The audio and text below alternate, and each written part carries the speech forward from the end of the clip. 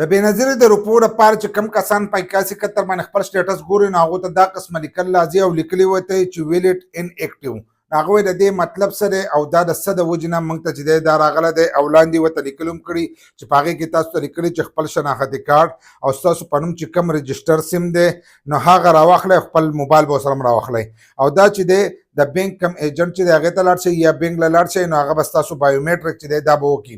نو ځینې کسان لاړ شي او د هغو دغه هر سره چې دي دا نه کېږي نو هغه وایي دا د سره وجې نه کېږي او دا لیکل چې دی دا موږ ته ولې دا راځي.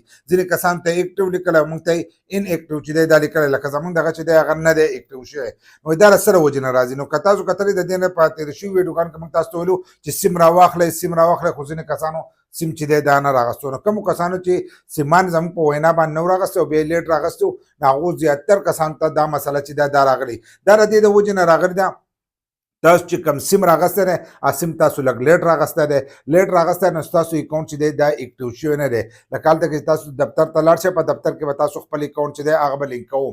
چې هغه لینک شو نو چې کومو کسانو په اوله کې کړی نو هغو ته ایکټیو راځي، کومو چې وروستی کړی دی نو هغو ته ان ایکټیو راځي. خو په یو څو ورځې کې به دا وشي هغو 10 ورځې ټایم په ځینې ځایونو کې 10 ورځې ټایم ورکړی چې 10 ورځې پس چې دی دا به وشي. نو 10 ورځې پس چې هغو ورکړی دی نو هغه 10 ورځې دې اوس پوره کېږي. تاسو چې بیا لاړ شئ نو ستاسو هر سره چې دي دا به کېږي. د هغې پورې صبر وکړئ. دا د سیم د لیټ کېدو د وجې نه نور ستاسو په اکاونټ کې چې دی څه مسله نشته.